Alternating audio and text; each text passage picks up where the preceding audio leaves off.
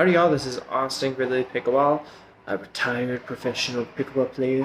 Hey, I have some tips for your pickleball drops. First tip, keep it really simple. A lot of the time I see people making drops a lot more difficult than they need to be. Keep the motion, keep everything really simple, and we're just trying to get these drops to bounce before your opponents take it out of the air. Tip number 2, we want our drops to usually have more of a forward feel than an up feel. If it's going more up, it's going to, even if it does bounce, it's going to bounce and it's going to bounce up. If your drop has more of a forward feel, it's going to bounce and it's going to bounce towards your opponents and it's not going to bounce as high. Less attackable.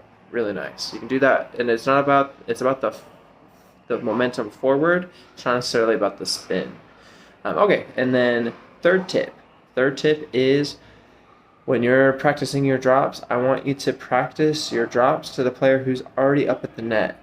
Normally in a tournament, or if you're playing for the glory, you want to really win bad, you should drop to the player who's coming up to the net. Or if someone's off the kitchen line, we want to drop to that player. Or if someone's not as tall, lots of things like that. But if you can drop it to someone who's already at the kitchen and it bounces and there's literally nothing they can do, then it's going to be so easy to hit a drop to someone who's running up to the kitchen. And you're just going to be flawless. And so that's a really good way to make your drops bulletproof. And sometimes you do have to drop to someone who's already at the kitchen. And sometimes, for example, in mixed doubles, I'm going to drop a lot of the time to the lady who's already up at the kitchen instead of the guy. So anyways, hit your drops to the player who's already at the kitchen in rec play, and you'll do a lot better when the chips are on the table. Okay, those are some of my tips. One more tip, I remember, last tip.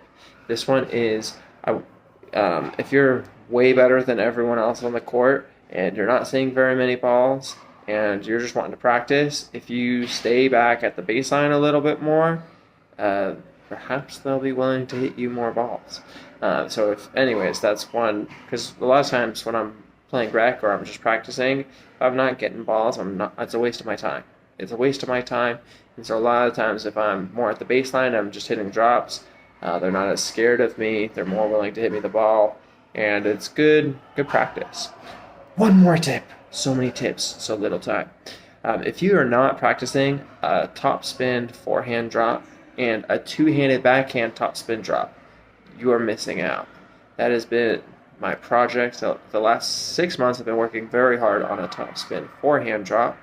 And this last month, I've been working very hard on a two-handed backhand topspin drop.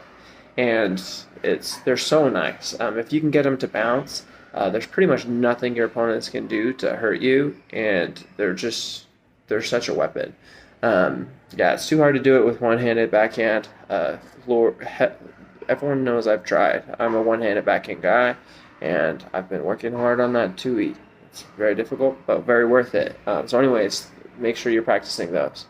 All right, those are my drops, tips for the day. I hope you have a great rest of your day. Pickle on, dudes.